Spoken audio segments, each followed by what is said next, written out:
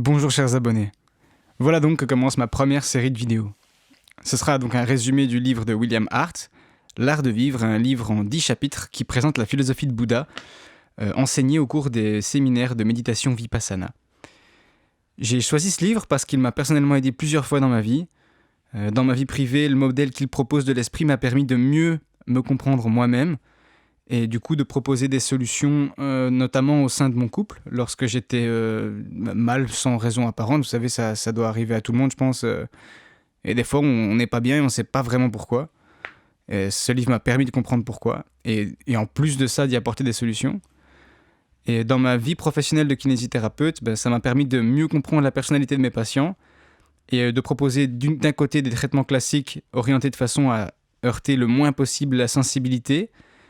Et dans quelques cas tragiques, ça m'a permis de maintenir une communication et d'apaiser des angoisses de patients atteints par exemple d'aphasie dans le cas de syndrome d'accident ischémique transitoire, ou bien carrément au port de la mort dans le cas de suivi palliatif, quoi. Donc j'ai séparé ça chapitre par chapitre. Aujourd'hui, chapitre 1, la recherche. Super bref, mais je pense qu'il faut savoir rester concis. Alors, dans ce chapitre 1, l'auteur, il ouvre son œuvre avec ce constat de base. Je pense qu'on l'a tous fait. C'est très simple. Il arrive souvent que des gens soient malheureux. Genre, tout le monde. Genre, même vous, ça vous arrive d'être malheureux, pas vrai ?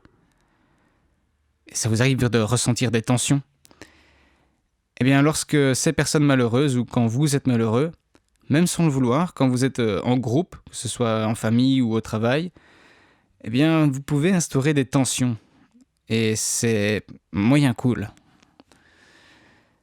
Bouddha nous invite à croire, en fait, en l'existence d'un chemin, d'une façon de se comporter, où on est malheureux le moins possible, et en plus, où on est capable de réagir plus efficacement face à ces moments, ces épisodes malheureux.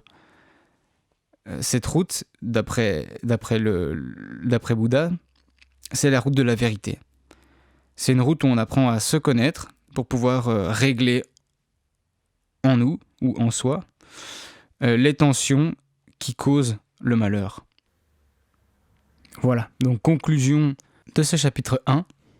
Prenons conscience de nos réactions conditionnées, des préjugés et de manière générale des conceptions obscurcissant notre image du monde qui produisent notre souffrance, et bien souvent une souffrance inutile. Donc c'est tout pour ce chapitre 1. Dans le chapitre 2, on va voir ce que Bouddha pense du corps humain, comment est-ce qu'il le conceptualise, l'humain en général, donc avec d'un côté le processus qu'il appelle physique, donc le corps, et le processus mental, donc la pensée. Et si tu as bien aimé mon contenu, je t'invite à t'abonner, à liker, à partager, et éventuellement à checker la description si tu souhaites en savoir plus sur moi. Je te dis salut, à mercredi.